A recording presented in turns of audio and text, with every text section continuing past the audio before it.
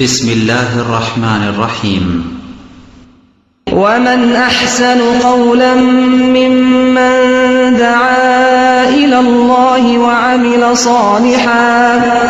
وعمل صالحا وقال إنني من المسلمين. الحمد لله نحمده ونستعينه ونستغفره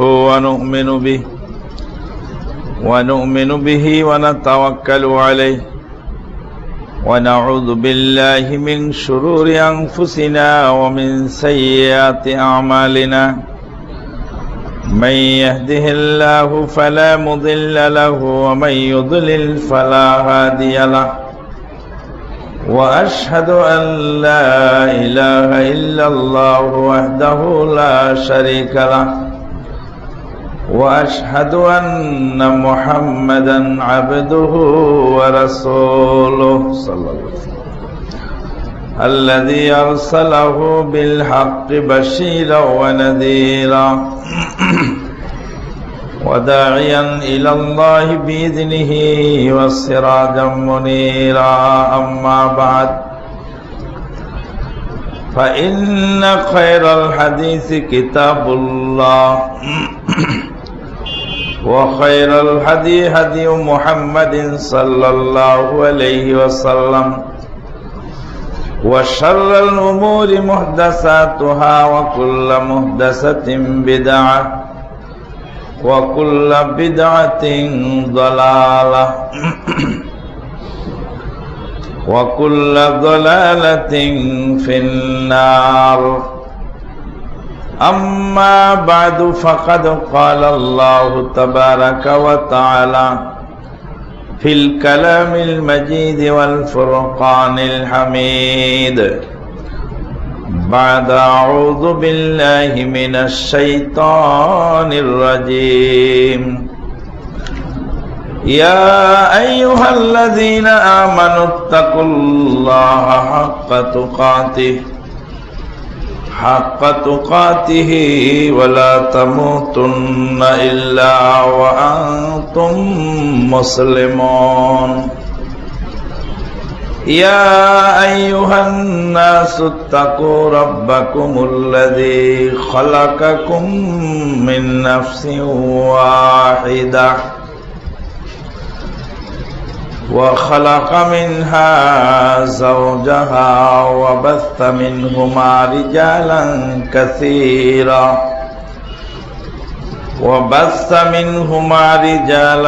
كثيرا ونساء واتقوا الله الذي تساءلون به والأرحام إن الله كان عليكم رقيبا. يا أيها الذين آمنوا اتقوا الله وقولوا قولا سديدا يصلح لكم أعمالكم ويغفر لكم ذنوبكم ومن يطع الله ورسوله فقد فاز فوزا عظيما. وقال تعالى بسم الله الرحمن الرحيم ألف لام ميم ذلك الكتاب لا ريب فيه هدى للمتقين الذين يؤمنون بالغيب ويقيمون الصلاة ومما رزقناهم ينفقون والذين يؤمنون بما أنزل إليك وما أنزل من قبلك وبالآخرة هم يوقنون أولئك على هدى من ربهم وأولئك هم المفلحون. আল্লাহ পাকের অশেষ মেহেরবানিতে বিগত জুমাগুলিতে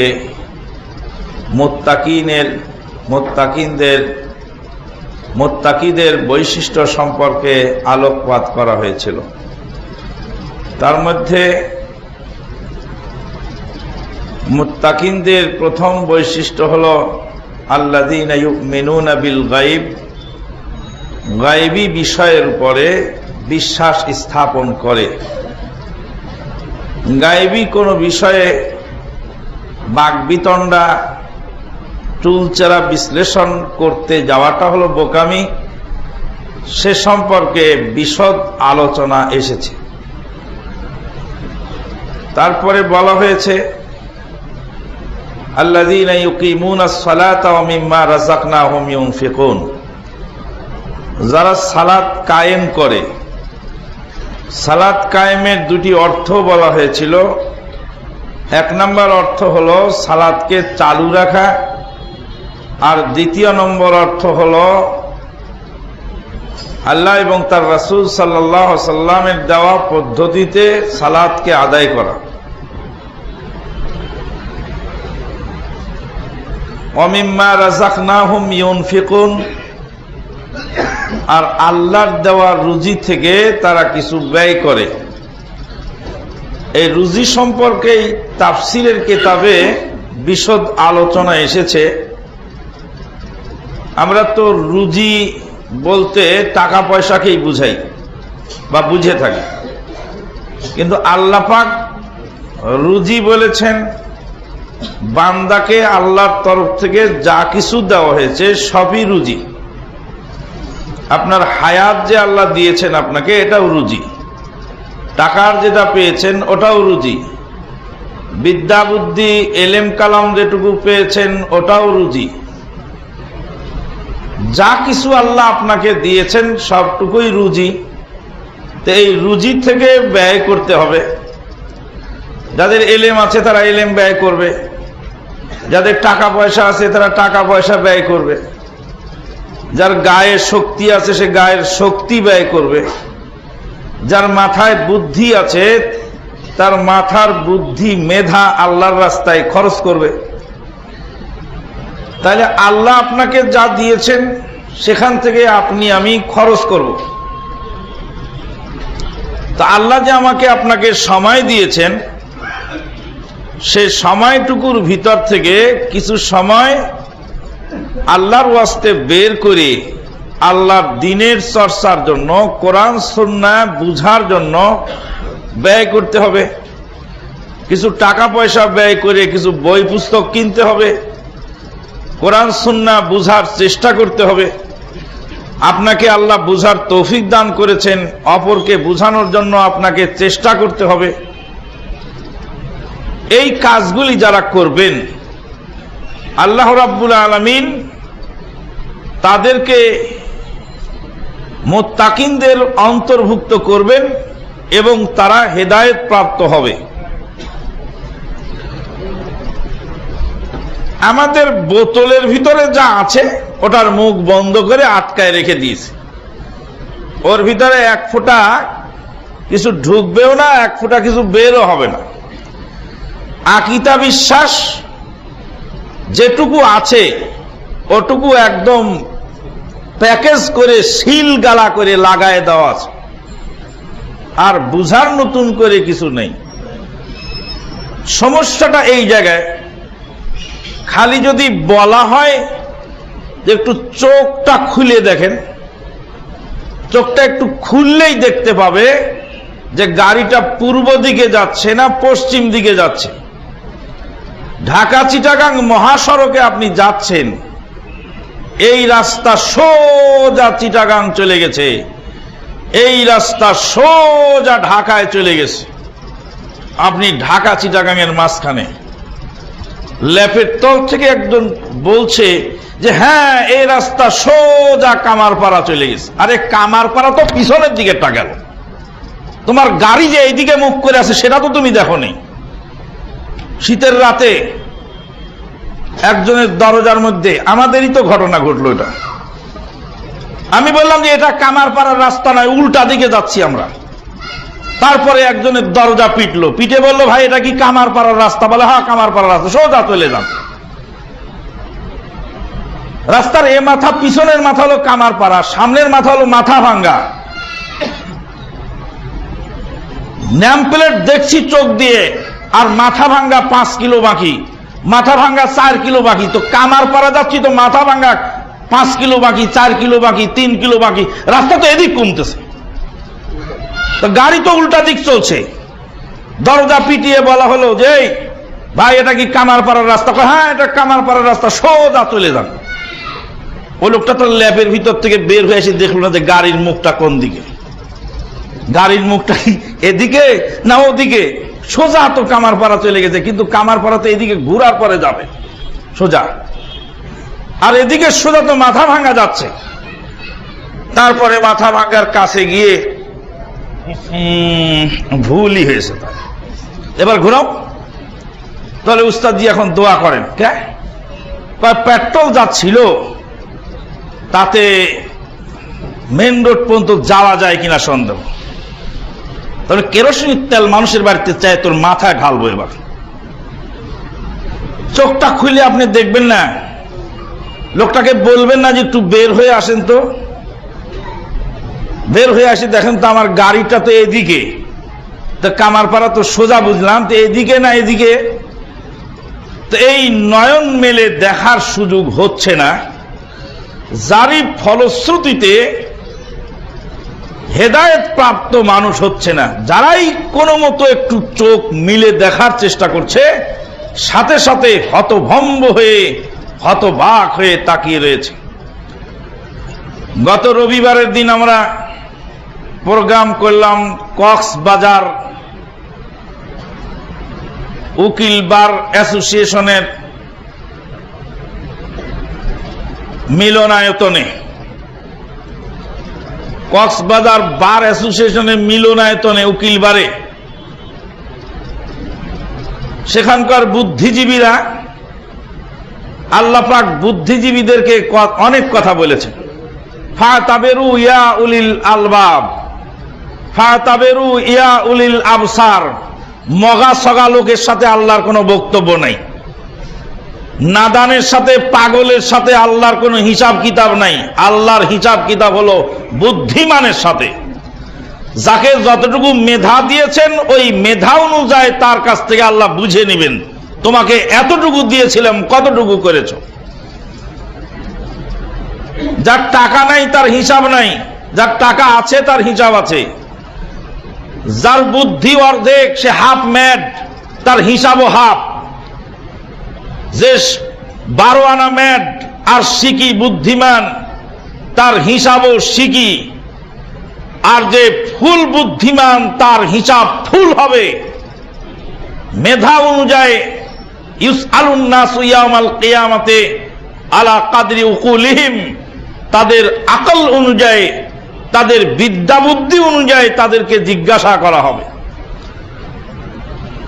আল্লাহ পাক তাই বলেছেন বুদ্ধিজীবীদেরকে, তোমরা একটু বুঝে শুনে দেখো। যারা উকিল ব্যারিস্টার তারা হলেন বুদ্ধিজীবী, তাদেরকে আল্লাহ একটু বুঝে শুনে দেখতে বলেছেন। বুঝতে বুঝতে বুঝতে বুঝতে কক্সবাজারের একজন অ্যাডভোকেট তিনি বুঝে ফেলেছেন।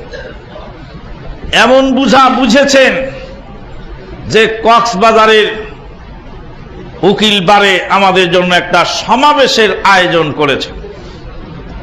লোক কোত্থেকে ভেঙে এলো, আর কিভাবে মানুষগুলি কথা শুনতে থাকলেন, যা জীবনে কোনোদিন কল্পনার রাজ্যে আসেনি, তাই বাস্তবে ঘটে গেল। অলি গলি রোড ঘাট জাম হয়ে গেল, মানুষ শুধু আসছে তাওহীদের পক্ষের দুটা কথা শুনতে। যেতে যেতে যেতে যেতে টেকনাফ পার হয়ে সেন্ট মার্টিন দ্বীপে চলে যাওয়া হলো। সেন্ট মার্টিন দ্বীপেও গিয়ে সেখানে তাওহীদের বাতি জ্বালাচ্ছেন আল্লাহর কতিপয় বান্দা। তারা ওখানে ওই সিপোর্টে আমাদের জন্য অপেক্ষমান। জীবনে তাদেরকে দেখিও নাই, শুনিও নাই। জাহাজের যিনি সারেং জাহাজ চালাচ্ছিলেন, তিনি যখনই জানতে পারলেন দেশ বরেণ্য আলেমে দ্বীন, তার সঙ্গে উলামায়ে কেরামগণ এই জাহাজে অবস্থান করছেন, তিনি তার মাস্টার ব্রিজ ছেড়ে নিচে এসে বিনীত সুরে সালাম দিয়ে দোয়া নিয়ে সালাতে রাসূল 1 কপি নিয়ে বিদায় হয়ে চলে গেলেন। জাহাজের ভিতরে যাত্রীরা হতভম্ব হয়ে গেল যে প্রধান ক্যাপ্টেন নিচে নেমে এসে এই লোকটাকে সালাম দিয়ে গেল, একটা হুজুর মার্কা লোক, এই লোকটা কে? বলছে ইনি তিনি যাকে অনেকেই চেনে না, আবার অনেকে চিনে ফেলে। সবাই তো আর চিনবে না। তাই তো বলেছিলাম সেদিন যে ডক্টর আসাদুল্লাহ গালিব স্যার ইন্তেকাল করলে তার পোস্টমর্টেম করে দেখতে হবে আল্লাহ তাকে কি দিয়ে বানিয়েছিলেন। দুনিয়ার মানুষ বেঁচে থাকতে বুঝবে না।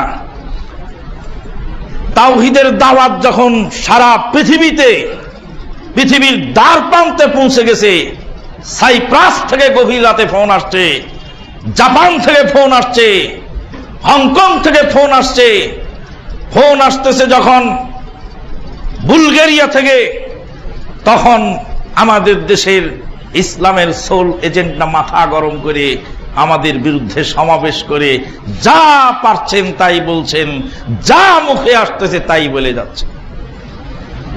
তার দলিল থাকুক আর না থাকুক, এহেন পরিস্থিতিতে আপনার আমার করণীয় কি? চিটাগাংয়ের মাটিতে যেখানে সাহাবায়ে কেরাম অবতরণ করেছিলেন, সেখানে আর শিরক বেদাত ও কুহিলিকায় জর্জরিত, কিন্তু মানুষ তো ইসলাম প্রিয়, ইসলামকে ভালোবাসে দেখেই তো এই ভক্তির চোরাগোলা দিয়ে ঢুকে ঢুকে ঢুকে ঢুকে তাদের ঈমানকে লুণ্ঠন করছে। তারা যে লম্বা দাড়িওয়ালা দেখলেই পাগল হয়ে যায়, লম্বা পাগড়ি দেখলেই যে ভক্তি গদগদ চিত্তে নতজানু হয়ে দাঁড়িয়ে যায়, নতজানু হয় মানুষের সামনে। এই তো ভক্তির এই চোরাগলি দিয়ে ঢুকেছে জাহেলিয়াতের নোনা পানি, ঢুকে তাওহীদের শস্য শ্যামল ক্ষেত্রের ভিতরে ঢুকে পড়েছে জাহেলিয়াতের নোনা পানি। এই ভক্তির চোরাগলা দিয়ে ঢুকেই তো ওই তাওহীদকে নষ্ট করে দিচ্ছে। সেখানে চিটাগাংয়ের মাটিতে একটা মসজিদ পাওয়া গেল। মসজিদটা আমাদের আহলে হাদিস দ্বীনী ভাইদের নয়। আহলে হাদিসের দ্বীনী ভাইরা বরদাস্ত করতে পারলেন না ডক্টর আসাদুল্লাহ গালিবকে এবং তার বক্তব্যকে। তাদের মসজিদে জায়গা হলো না, জায়গা দিলেন মাঝহাবি ভাইদের এক মসজিদে। বললেন আপনারা যেই কয়দিন থাকেন সেই কয়দিন এখানে দাওয়াতি কাজ চালান। সুবহানাল্লাহ বিহামদিহি সুবহানাল্লাহ। বলছে পায়ে গোদা লাঙ্গে নিস্ত আর যে খোদা তাঙ্গে নিস্ত। ফার্সিতে একটা কথা আছে যে ফকিরের পাও ল্যাংড়া না আর আল্লাহর জমিনও ছোট না। ফকিরের পা আছে, ফকির এক বাড়ি থেকে আর এক বাড়িতে যাবে। নবী সাল্লাল্লাহু আলাইহি ওয়াসাল্লামকে তায়েফে যখন মার দেওয়া হলো, তায়েফে মার খেয়ে নবী হতভম্ব হয়ে গেলেন। মনে বড় আশা করেছিলাম এই তায়েফের মাটি, এর ই আবহাওয়াতে, এর ই আলো বাতাসে আমার শৈশবকাল বাল্যকাল কেটেছে। আমার মা জননী হালিমা যার দুধ চুষে চুষে খেয়েছিলাম তায়েফের মাটিতে, তায়েফের মামুরা হয়তো আমাকে একটু শেল্টার দিবেন, হয়তো একটু সহযোগিতা করবেন। তায়েফের লোকেরা যেভাবে রক্তাক্ত করলেন নবীকে, নবী হতভম্ব হয়ে গেলেন। আর বোধহয় যাওয়ার জায়গা আমার নেই। মদিনাওয়ালা আবার বুক পেতে টেনে নিলেন, জীবনকে বাজি রেখে নবী সাল্লাল্লাহু আলাইহি সাল্লামকে সহযোগিতা করলেন। আল্লাহ আপনাকে যা দিয়েছেন সেখান থেকে আপনি একটু ব্যয় করুন।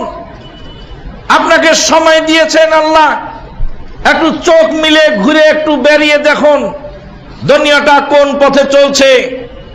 আপনি এখনো শিরক বেদাতের পুটলি বগল দাবা করে বসে আছেন আর নাম দিয়েছেন আহলে হাদিস।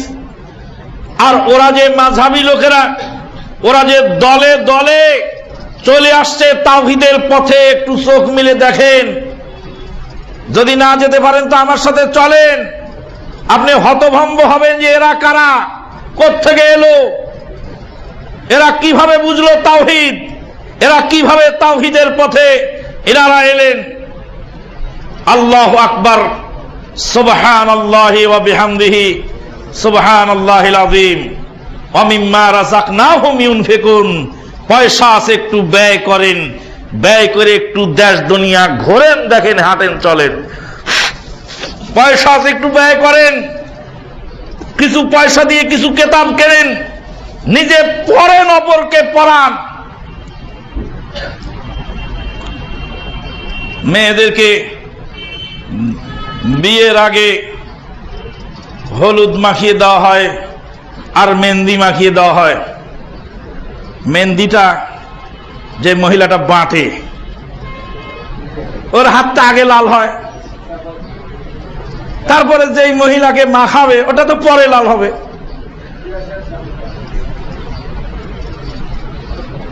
মেহেন্দিটা যে বাঁটে ওই মহিলাকে মেহেন্দি মাখায় দেওয়ার জন্য, তো বাঁটাওয়ালার হাত আগে লাল হয়, আর যাকে মাখায় দিবে তারটা পরে লাল হবে, ওকে দেওয়ার পরে হবে। কিন্তু বাঁটাওয়ালার হাতটা আগে লাল হয়। দাওয়াতি কাজ যিনি করবেন, দাওয়াতি কাজের প্রয়োগটা তার জীবনে আগে হবে। দাওয়াতি কাজের বরকতটা হলে এটাই, এখানে আল্লাহ আপনাকে টাকা দিয়েছেন, একটা বই কিনে নিজে পড়েন, আর একটা বই কিনে আপনার বন্ধুকে দান করেন। একটা সিডি নিজে নিয়ে দেখেন, আর একটা বন্ধুকে দেন। আল্লাহ আপনাকে শক্তি সামর্থ্য দিয়েছেন, মানুষকে বুঝানোর ক্যাপাসিটি। 2 জন মানুষকে বুঝান, 5 জনের মধ্যে 1 জন বুঝবে, আর হয়তো 4 জন নাই বুঝলো। আল্লাহ আপনাকে শক্তি দিয়েছেন গায়ে, আল্লাহর দ্বীনের জন্য গায়ের শক্তি কিছু ব্যয় করুন। আমিম্মা রাযাকনাহুম ইউনফিকুন ওয়াল্লাযীনা ইউমিনুনা বিমা উনজিলা ইলাইক ওয়া মা উনজিলা মিন ক্বাবলিক, যারা ঈমান এনেছে আপনার প্রতি আর আপনার পূর্ববর্তী নবীদের উপরে যা নাজিল করা হয়েছিল তার উপরেও তারা ঈমান রাখে। একজন ইহুদি একজন মুসলিমকে প্রশ্ন করেছেন, বলছেন আপনাদের ধর্মটা বড় বৈষম্য কেন? বৈষম্যের ধর্ম আমাদের হবে কেন? বলে আপনাদের ধর্মে আছে যে আপনাদের মেয়েদেরকে ইহুদি নাসারার ছেলেদের সাথে বিয়ে দেওয়া হারাম। ইহুদি নাসারার ছেলেদের সাথে আপনাদের মেয়েদেরকে বিবাহ দেওয়া হারাম। কিন্তু ইহুদি নাসারার মেয়েদেরকে আপনাদের ছেলেরা বিবাহ করতে পারে, এটা আপনাদের ধর্মে আছে। এটা একটা বৈষম্যপূর্ণ আচরণ হলো না? মুসলিম জবাব দিচ্ছেন, বলছেন আমরা আমাদের নবীর উপরও বিশ্বাস রাখি, তোমাদের নবীর উপরও বিশ্বাস রাখি। আমরা আমাদের নবীর উপর নাজিলকৃত কিতাবের উপরও বিশ্বাস রাখি, তোমাদের নবীর কিতাবের উপরও বিশ্বাস রাখি। তোমাদের নবী মুসা কালিমুল্লাহর উপরে তাওরাত নাজিল হয়েছে, সেই তাওরাতের উপরে আমরা বিশ্বাস রাখি। ঈসা আলাইহিস সালাতু ওয়াস সালামের উপরে ইনজিল নাজিল হয়েছে, সেই ইনজিলকেও আমরা বিশ্বাস রাখি। আর আমরা ঈসা আলাইহিস সালাতু ওয়াস সালাম, মুসা আলাইহিস সালাতু ওয়াস সালাম তাদের উপরে ঈমান রাখি। আমরা তো 2 নবীর উপরই ঈমান রাখি, ওই জন্য আল্লাহ 2টাই হালাল করেছেন। 2টাই হালাল করেছেন আল্লাহ, এটাও হালাল করেছেন, ওটাও হালাল করেছেন। আমাদের ঈমান তো ডবল ডবল, আর তোমাদের ঈমান সিঙ্গেল। যদি সাহসে কুলায় তো আমাদের নবীর উপর ঈমান রাখো, তোমাদের নবীর উপরও ঈমান রাখো, তা আমাদের নবীর উপরও রাখো, রাখলেই তো হবে। হ্যাঁ, যদিও দাবি করো তোমাদের নবীর উপর ঈমান রেখেছো, কিন্তু আসলে তোমরা তোমাদের নবীর উপর ঈমান রাখতে পারো নাই। ওয়াইজ ক্বালা ঈসা ইবনে মারইয়াম ইয়া বানি ইসরাঈল ইন্নী রাসূলুল্লাহি ইলাইকুম মুসাদ্দিকাল লিমা বাইনা ইয়াদাইয়া মিনাত তাওরাত ওয়া মুবাশশিরাম বিরাসূলি ইয়াতি মিন বাদি ইসমুহু আহমদ। হে বানি ইসরাঈল, আমি তোমাদেরকে শুভ সংবাদ দিচ্ছি, পরবর্তীতে যিনি নবী আসবেন তার নাম হবে আহমদ। তাহলে আহমদ নবী আসবেন শেষ জামানায়, এই কথা তো আপনার নবী ঈসা আলাইহিস সালাতু ওয়াস সালাম বলে গেলেন। তা আপনার নবীর এই কথাটা তো আপনি মানেন না, তারপরেও আপনি নাসারা, দাবিদার নাসারা। আমাদের নবীর কথা না মানলেও, আপনার নবীর কথাটা মানলেও তো আপনি ইসলাম গ্রহণ করতে পারতেন। সেম কন্ডিশন ঘটে গেছে মাযহাবী ভাইদের জন্য। আপনাকে তো বলছি না যে আপনি হাদিস মানেন, আপনার ইমাম সাহেবের কথাটাই তো মানেন। আপনার ইমাম সাহেব যে বলেছেন ইদা সাহাল হাদিসু ফাহুয়া মাযহাবি, যেটা সহিহ হাদিস ওটা আমার মাযহাব। ইদা সাহাল হাদিসু ফাহুয়া মাযহাবি, যেটা সহিহ হাদিস ওটা আমার মাযহাব। তাহলে ইমাম সাহেব বলছেন দুনিয়াতে যত সহিহ হাদিস আছে সব মনে করবে নোমান বিন সাবেত বিন জুয়াতা আল কুফির মাযহাব। তা আপনি সহিহ হাদিসটা মানলে তো মাযহাব মানা হলো, সহিহ হাদিস না মানলে মাযহাব মানা হয় কি করে? তাহলে ইমামের কথাটাও বুঝি নেই। আজকে আবার নতুন পণ্ডিত নতুন করে ব্যাখ্যা দিয়ে বলছেন যে আমাদের ইমাম যা বলেছেন সবই সহিহ হাদিস। ইজা সাহাল হাদিসু ফাহুয়া মাযহাবি, এর মানে হলো আমাদের ইমাম যা বলেছেন সবই সহিহ হাদিস। আপনাদের ইমাম যা বলেছেন সবই সহিহ হাদিস, তো আপনাদের ইমাম বলছেন ফার্সি ভাষায় নামাজ পড়া বৈধ, ওটাও তো সহিহ হাদিস, তো ওটার আমল করেন না কেন?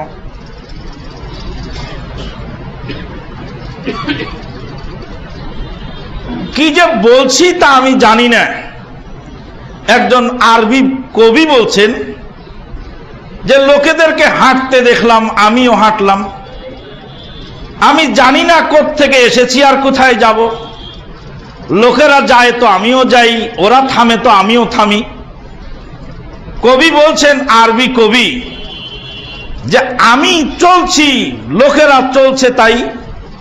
তারা কোথায় যাবে আমি জানি না, আমি কোত্থেকে এসেছি আমি জানি না। তাহলে আমার যে লক্ষ্য উদ্দেশ্য, আমি যে কি বলছি, কোথায় যাচ্ছি, এই বিশ্লেষণ, এই বিবেক আমার কাছে নাই। ওয়াল্লাযীনা ইউমিনুনা বিমা উনজিলা ইলাইক ওয়া মা উনজিলা মিন ক্বাবলিক ওয়া বিল আখিরাতি হুম ইউকিনুন। আখিরাত সম্পর্কে যারা চূড়ান্ত বিশ্বাস রাখে, দৃঢ় বিশ্বাস রাখে। আর একজন নাসারা বলছেন, আরেকজন মুসলিমকে বলছেন যে নবীর নাতি ইমাম হুসাইনকে কারবালাতে হত্যা করা হলো, তা আল্লাহ কি করলেন? তোমার আল্লাহ ঠেকালেন না? নবীর নাতির প্রতি কি তোমার আল্লাহর একটু দয়া মায়াও নাই? তোমার আল্লাহ নবীর নাতিকে কারবালাতে হত্যা করা হলো, ঠেকালেন না? নবীর নাতির প্রতি কি তোমার আল্লাহর একটু দয়া মায়া নাই? মুসলিম নরসার্ধুল জবাব দিচ্ছেন, আল্লাহর বেটাকে ইহুদিরা শুলে চড়ালো, তা আল্লাহ তাই ঠেকালেন না। নিজের বেটাকে ইহুদিরা শুলে চড়ালো, তো তা ঠেকালেন না, তো নবীর নাতির জন্য আবার আল্লাহ এত দয়া মায়া করবেন কেন? চাকুও তোমার, গলাও তোমার, জবাই করবো খালি আমি। তোমার কেতাবে লেখা আছে যে ঈসা আলাইহিস সালাম আল্লাহর বেটা, আর আল্লাহর বেটাকে শুলে চড়ালো ইহুদিরা, তো তোমার কেতাবেই তো আছে। আর এটা তো তোমারই বক্তব্য, তোমার কেতাব অনুযায়ী তোমার বক্তব্য যে আল্লাহর বেটাকে ইহুদিরা শুলে চড়ালেন। তা আল্লাহর বেটাকে ইহুদিরা শুলে চড়ালেন তোমার কেতাব অনুযায়ী, তোমার ধারণা অনুযায়ী। আমরা তো এটা বিশ্বাস রাখি না, তোমরা রাখো। তো তোমাদের বিশ্বাস অনুযায়ী আল্লাহর বেটাকে শুলে চড়ানো হয়েছে, তা আল্লাহ তখন ঠেকান নেই? আল্লাহ যদি নিজের বেটাকে শুলে চড়ানোর পরে না ঠেকায় থাকেন, তো নবীর নাতিকে মারা হচ্ছে, হত্যা করা হচ্ছে, তো আল্লাহর ঠেকানোর দরকারটা কি? লাজবাব। ওয়াল্লাযীনা ইউমিনুনা বিমা উনজিলা ইলাইক ওয়া মা উনজিলা মিন ক্বাবলিক ওয়া বিল আখিরাতি হুম ইউকিনুন। আখিরাতের প্রতি তাদের ইয়াকিন আছে। আখিরাতের প্রতি যদি আপনার ইয়াকিন থাকে, আখিরাতের প্রতি যদি আপনার ইয়াকিন থাকে, আখিরাতের প্রতি যদি আপনার ইয়াকিন থাকে, আপনার দ্বারা অন্যায় কাজ হবে না। আপনার দ্বারা এই গায়ের জুরি আর সিনা জুরি এই কাজ আর হবে না। কারণ আখিরাতের প্রতি যাদের বিশ্বাস থাকে তারা অটোমেটিকলি নরম হয়ে যায়। গভীর রাতে মসজিদে নববীর পাশ থেকে 5 রিয়াল ভাড়া চুকিয়ে একজন মিশরের ট্যাক্সি ক্যাবে উঠে মদিনা ইউনিভার্সিটির গেটে নেমে 5টা রিয়াল দিয়ে দিলাম। তখন মিশরি ট্যাক্সি ক্যাবের চালক বলছেন 10 রিয়াল চুক্তি হয়েছিল, 5 রিয়াল দিয়ে যাচ্ছ কেন? আমি বললাম তুমি 10 রিয়াল চেয়েছিলে, আমি 5 রিয়াল বলেছি। তুমি চলে যাচ্ছিলে, আমিও চলে যাচ্ছিলাম, পরে তুমি ডেকে বলছো ওঠো, ইয়াল্লাহ এর কাপ। তুমি যদি 10 রিয়াল চাবে আর আমি যদি রাজি হব, তাহলে আমি তোমাকে বলবো থামো, আমি উঠছি। তা আমি তো থামো উঠি নেই, তুমি বলছো ইয়াল্লাহ এর কাপ, তুমি ওঠো। তুমি যে আমাকে উঠতে বলেছিলে, তুমি তো রাজি হয়েছো 5 রিয়ালে।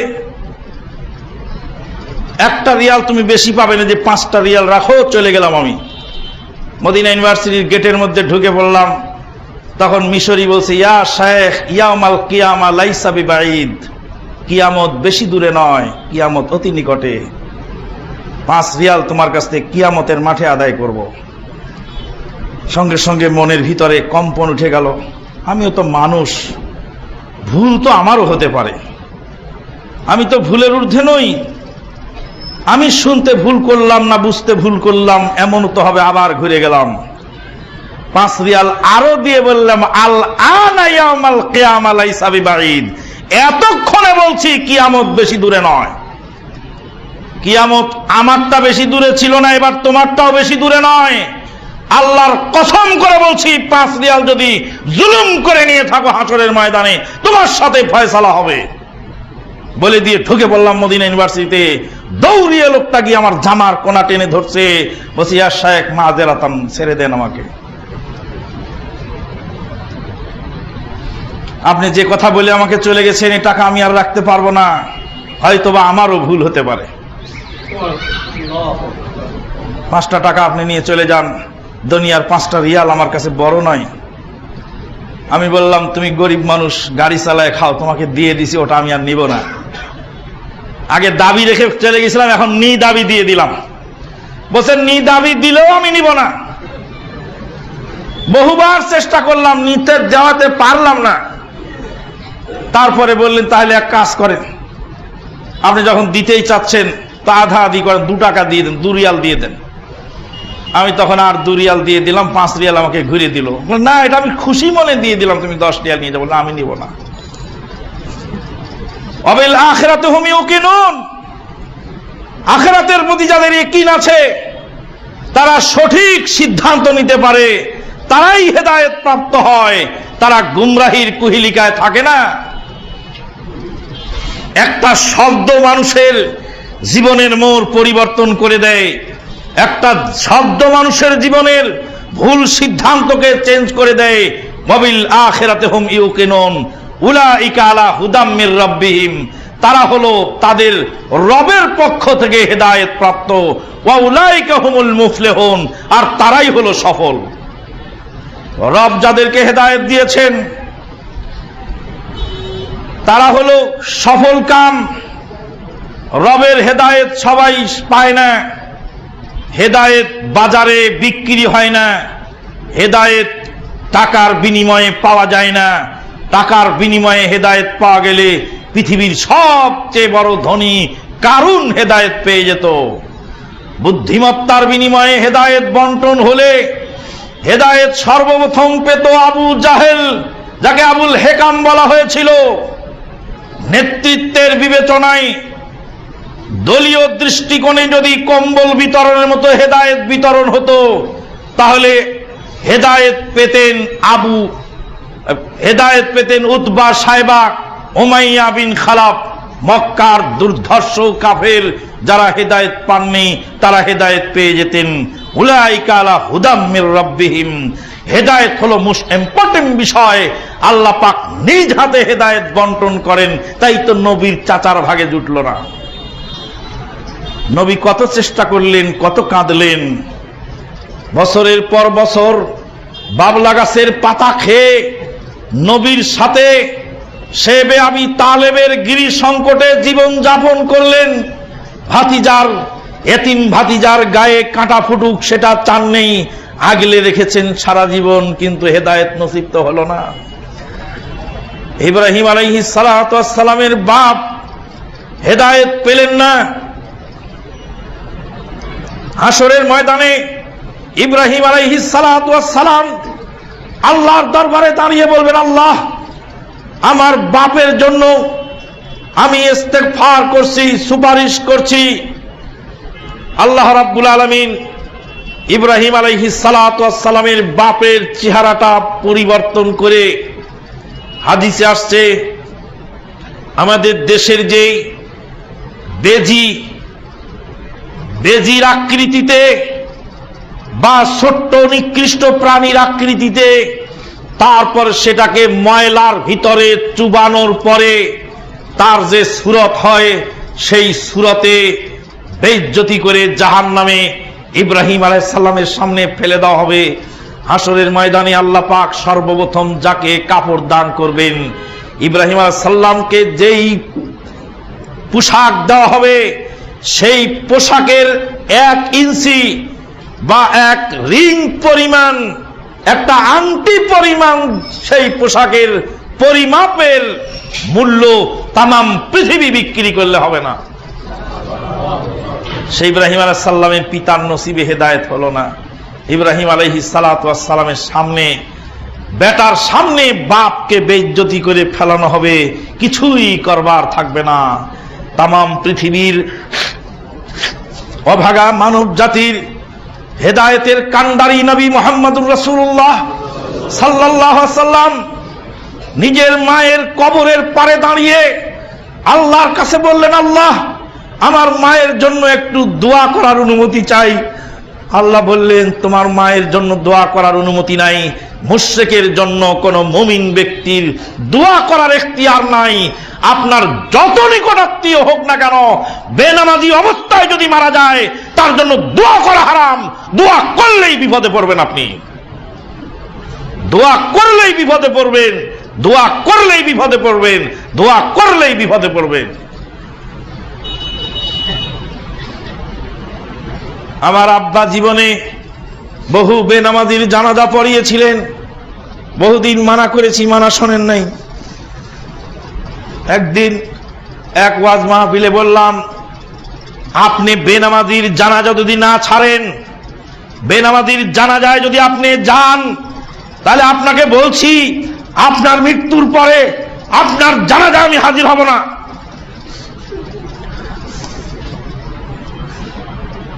বাপ বহুদিন কাঁদলেন, কাঁদার পরে জিজ্ঞেস করলেন, বেনামাজি এত খারাপ, তার জানাজায় গেলে তুমি আমার জানাজা পড়বে না? বললাম, আপনাকে সহজ করে একটা কথা বলি, একদম তাজা বোমা সহ র্যাবের সদস্য কোন লোককে ধরেছে, আপনি যাই ওই র্যাবের সামনে বলতে পারবেন যে একে মাফ করে দাও, এ আমার লোক, একে মাফ করো, একে ছেড়ে দাও? নাকি আপনি পালায় ফিরবেন? তাজা বোমা সহ বাংলাদেশ সরকারের র্যাব যদি তাকে ধরে, তার সামনে যাওয়ার ক্ষমতা আপনার নাই। আল্লাহর বাহিনী, আল্লাহর র্যাব জাহান্নামের 70 গজ শিকল দিয়ে যেই বেনামাজিকে ধরে বেঁধে নিয়ে যাচ্ছে, সেই বেনামাজির লাশের সামনে দাঁড়িয়ে আপনি বলছেন, আল্লাহুম্মা গফিরলি হাইয়িনা ওয়া মাইয়িতিনা। আপনার সাহস কত? আল্লাহর র্যাব যাকে ধরে নিয়ে যাচ্ছে, তার সামনে আপনি দাঁড়িয়ে আল্লাহুম্মা গফিরলি হাইয়িনা বলছেন। আপনি আল্লাহ যদি বলেন, ওকেও বাঁধো, ওকেও ধরো, ওকেও এই কাতারে ফেলে দাও। নবীকে মানা করা হলো তার মায়ের জন্য দোয়া করতে। নবী সাল্লাল্লাহু আলাইহি ওয়াসাল্লাম কাঁদলেন, সাহাবায়ে কেরামগণ কাঁদলেন। সহিহ মুসলিমে হাদিস আসছে, ফাবাকা ওয়া আবকা, নবী নিজে কাঁদলেন, নবীর কাঁদা দেখে সাহাবীরাও কাঁদলেন, কিছুই করার থাকলো না। জাল হাদিসওয়ালা বলছেন, নবীর মা আবার দুনিয়ায় ফেরত এসেছিলেন, আবার হেদায়েত করে আবার দিয়ে পাঠাইছেন। তা নবীর মা যদি আবার দুনিয়ায় এসে হেদায়েত প্রাপ্ত হয়ে আবার ফিরে যায়, তা আশেপাশের যেসব লোকদের মা ওভাবে মারা গেছে, তারা আবার কি অপরাধ করলো? হাসরের ময়দানে আল্লাহ রাব্বুল আলামিন বলেন, আমি বান্দার উপরে জুলুম করি না, তো নবীর মার জন্য যদি স্পেশাল থাকে এইভাবে বেঈমান অবস্থায় মারা যাওয়ার পরেও যদি আবার নবী হওয়ার কারণে নবীর মায়ের জন্য স্পেশালিটি থাকে, তাহলে অন্য লোকের মা অন্য লোকের বাবা অপরাধ করলো কি? জাল হাদিসের প্রভাব কোথায় গিয়ে পড়ে? জাল হাদিস আল্লাহকে জালেম বানাতেও দ্বিধাবোধ করে না। নাউযুবিল্লাহ মিন যালিক। এই হাদিস যদি সহিহ হয় তাহলে প্রমাণ হবে যে আল্লাহ রাব্বুল আলামিনের কাছেও স্বজন প্রীতি আছে, আল্লাহ রাব্বুল আলামিনের কাছেও নবীর মা হিসাবে স্পেশালিটি আছে। নবী যে বললেন, হে ফাতেমা বিনতে মুহাম্মদ, দুনিয়ার যে কোনো সম্পদ আমার কাছে চেয়ে নাও, বাপ হিসাবে হাসরের মাঠে করার মতো কিছুই আমার থাকবে না। সালিনি মিন মালি মা আশিত, আমার মাল থেকে যা চাও দুনিয়াতে চেয়ে নাও, আখিরাতে বাপ হিসাবে কিছু করার আমার থাকবে না। ইয়াওমা লা ইয়ানফাউ মালু ওয়ালা বানুন ইল্লা মান আতাল্লাহ বিকলবিন সালিম। সেদিন কোনো মাল সম্পদ, সেদিন কোনো অর্থ সম্পদ মানুষের কোনো কল্যাণে আসবে না। হেদায়েত আল্লাহ নিজ হাতে রেখেছেন, হেদায়েত নিজ নিয়ন্ত্রণে রেখেছেন। হেদায়েত যদি মানুষের নিয়ন্ত্রণে আসতো তাহলে দলীয় লোকেরা হেদায়েত পেয়ে যেত, আর অপর দলের লোকদের হেদায়েত নসিবে জুটত না। আল্লাহ হেদায়েত নিজ হাতে নিয়ন্ত্রণ করেন, আল্লাহ মূল্যবান জিনিস নিজ হাতে নিয়ন্ত্রণ করেন। উলাইকা আলা হুদাম মির রাব্বিহিম ওয়া উলাইকা হুমুল মুফলিহুন। তারাই হলো হেদায়েত প্রাপ্ত, আর তারাই হলো চিরন্তন সফল কাম। আকুলু মা তাসমাউন। বারাকাল্লাহু লানা ওয়া লাকুম ফিল কোরআনিল আযীম ওয়া নাফা'না ওয়া ইয়্যাকুম বিল আয়াতি ওয়াজ যিকরিল হাকীম ইন্নাহু তাআলা জাওয়াদুন কারীমুম মালিকুম বারুর রাউফুর রহিম। গত শনিবারের দিন ওখানে সাবজেক্ট নিয়েছিলাম আমরা কে, কোত্থেকে এসেছি, কেন এসেছি, কি করতে চাই, কিভাবে করতে চাই, আমাদের পরিচয় কি, আমাদের বৈশিষ্ট্য কি, আমরা কে, আমাদের জন্ম কত সালে, আমরা কোত্থেকে এসেছি, এর বিস্তারশীল আলোচনা আগামী জুমা থেকে হবে। নিজেদের পরিচয় জানাটা খুবই জরুরি। ওই লালু আর ভুলু এসে একটা কথা বলে চলে যাবে, তোমরা অমুক, তোমরা অমুক তারিখে তোমাদের জন্ম, অমুক জায়গায় তোমরা ছিলে, তোমাদের বক্তব্য এই বললে হবে না। আমাদের ইতিহাস আছে। মহতারাম আমিরে জামাত ডক্টর আসাদুল্লাহ গালিব স্যারের আহলে হাদিস আন্দোলন দক্ষিণ এশিয়ার প্রেক্ষিত সহ এই আন্দোলনের থিসিস যদি কারো বাড়িতে না থাকে তাহলে আমি বুঝবো যে তার লাইব্রেরি কমপ্লিট হয় নাই। এক কপি সংগ্রহ করে বাড়িতে রাখেন। মালদ্বীপে তাওহীদ কিভাবে পুঁছলো, নেপালে তাওহীদ কিভাবে পুঁছলো, এই ভারতবর্ষে তাওহীদ কিভাবে পুঁছলো, পাকিস্তানের করাচির দেবল বন্দরে তাওহীদ কিভাবে এলো, মনসুরায় তাওহীদ কিভাবে এলো, চিটাগাঙে তাওহীদ কিভাবে এলো। রাহমি বংশের রাজা সেই কক্সবাজারের রামু থেকে আদা পাঠালেন নবীর জন্য কলসি ভর্তি করে। আল্লাহু আকবার। ইতিহাস আপনি জানেন না, আপনি তো বোঝেন না আপনি কে, কোন জায়গার লোক। আপনার পূর্বপুরুষেরা সেই কক্সবাজারের রামু থেকে এক কলসি আদা রাসূলুল্লাহ সাল্লাল্লাহু আলাইহি ওয়াসাল্লামের সাহাবায়ে কেরামের হাতে দিয়েছিলেন। এগুলি ইতিহাস আপনি পড়েন না, পড়ে খুলে দেখেন, তারপরে বুঝতে পারবেন যে আমরা কারা, আমরা কোত্থেকে এসেছি, কেন এসেছি। আমাদেরকে পৃথিবীর কেউ দমন করতে পারে না। সংখ্যা এত কম যে হাতে গোনা যায় না। যদি এত সংখ্যালঘিষ্ঠ হওয়ার পরেও এদেরকে দমন করা যায় না কেন? পৃথিবীর কোন শক্তি এদের পিছনে কাজ করে না, একমাত্র আল্লাহর অ্যাটমিক পাওয়ার কাজ করে। আল্লাহ ছাড়া তাদের কোনো পরিচয় নাই, আর নবী ছাড়া তাদের কোনো নেতা নাই। মডেল গ্রহণ করার জন্য কোরআন এবং সহিহ হাদিস ছাড়া তাদের আর অন্য কোনো কিতাব নাই, অন্য কোনো বুজুর্গ, অন্য কোনো মাশায়েখ, অন্য কোনো ঠিকানা নাই। যারই ফলশ্রুতিতে তামাম বিশ্বে এই দাওয়াত চলছে, আল্লাহর ফজল ও করমে কিয়ামত পর্যন্ত চলবে। দমন পৃথিবীর কেউ করতে পারবে না। ওমা আলাইনা ইল্লাল বালাগ। আকুলু কওলি হাযা আস্তাগফিরুল্লাহ লি ওয়া লাকুম ওয়া লিসাইরিল মুসলিমিন ফাস্তাগফিরুহু মিন কুল্লি যামবিন ওয়া তুবু ইলাইহি। আলহামদুলিল্লাহ আলহামদুলিল্লাহি কাফা ওয়া সালামু আলা ইবাদিহিল্লাযীনা ইসতাফা। আম্মা বা'দ। আউযু বিল্লাহি মিনাশ শাইতানির রাজীম।